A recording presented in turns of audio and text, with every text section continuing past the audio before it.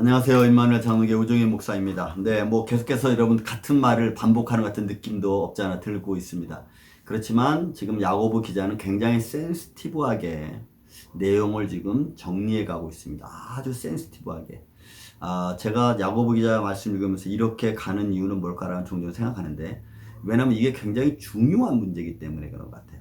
우리가 어떤 삶의 어떤 위치에서 하나님의 의와 거짓을 분별해내는 것, 내 삶의 환경 속에서 이루어지는 내 내적인 이런 어떤 소란한 것, 불필요한 것, 불완전한 이런 것들을 이게 어디서부터 오고 이런 것이 일어날 때는 어떤 일이 생기는가를 아주 야고보 기자는 아주 섬세하게 지금 터치하고 있는 겁니다. 그래서 저는 여러분들이 이런 말씀들은 좀 잘 구별하면서 읽는 것이 좀 필요하다고 저는 생각이 됩니다. 한번 말씀을 또 계속 보겠습니다. 여러분 이제 17절, 3장 17절, 18절에 있는 말씀은 시기와 다툼, 여러분 지혜와 총명 있는 사람의 삶과 또 독한 시기와 다툼 있는 삶 두 가지를 갈라놓고 그리고 이제 마지막 결론으로 내리는 말씀입니다. 이 말씀은 뭐냐면 10절, 18절에 보면 이렇게 됐어요. 오직 위로부터 난 지혜는 첫째 성결하고 다음에 화평하고 관용하고 양순하고 긍휼과 선한 열매가 가득하고 평강과 거짓이 없나니 화평하게 하는 자들은 화평으로 심어 의의 열매를 거두느니라. 이게 이제 결론이에요. 그럼 결국 이 17절, 18절은 지혜와 총명이 있는 사람들이 이루는 삶을 말하고 그런 지혜의 삶을 지금 결론적으로 이야기하는 거겠죠. 여러분 갈라디아에서 갈라디아 5장 20절부터 나오는 있는 말씀 성령의 열매가 거의 나오지 않습니까? 그리고 성령의 열매가 쭉 나오면서 23절에 가면 예수 그리스도의 사람들은 하고는 뭐라고 결론 짓고 있죠? 너의 정욕과 욕심을 십자가에 못 박았다라고 딱 결론이에요. 그럼 결국 그건 뭐예요? 예수 그리스도의 사람들은 육신적인 것은 다 죽었다는 이야기입니까? 그리고 또 뒤에 하는 말이 그러므로 너희가 성령으로 살려면은 성령의 사람은 성령으로 살라고 얘기하죠. 여러분 참 어려운 말들이에요. 이런 말들이. 완전히 육신적인 것을 배제해놓고 하는 말 아니겠습니까?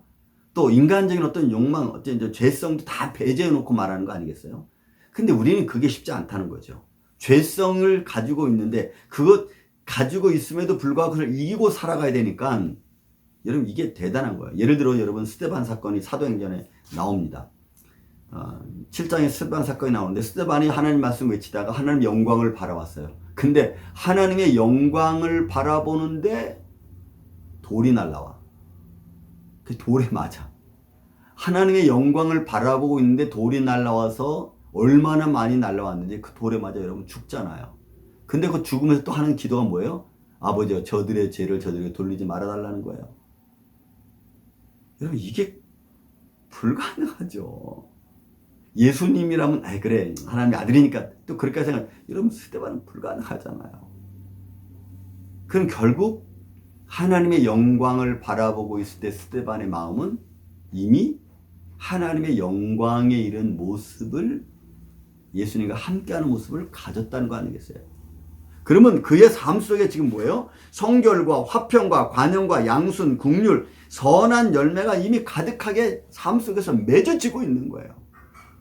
그래서 여기 보면은 화평케 하는 자들은 화평으로 심어. 그래서 이 심다는 이야기는 뿌리다는 거예요. 뿌리는 거예요.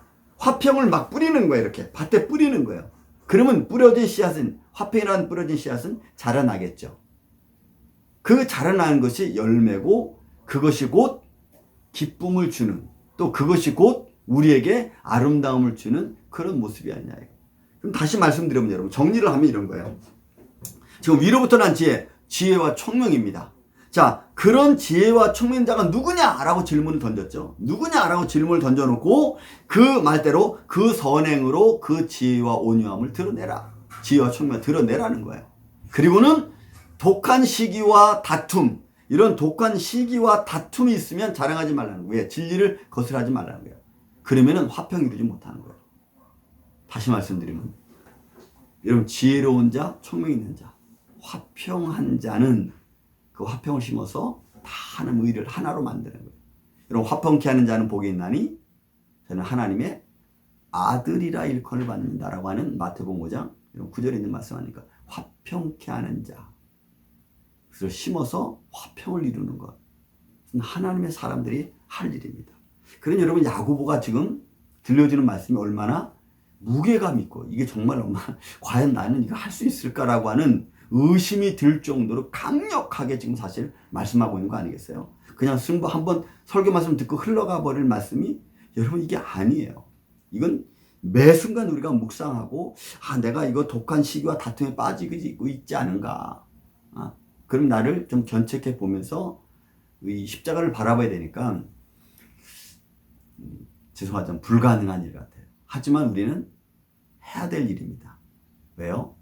하나님의 자녀들이고 거룩한 씨가 내 안에 있는 하나님의 사람들이기 때문에 그래요.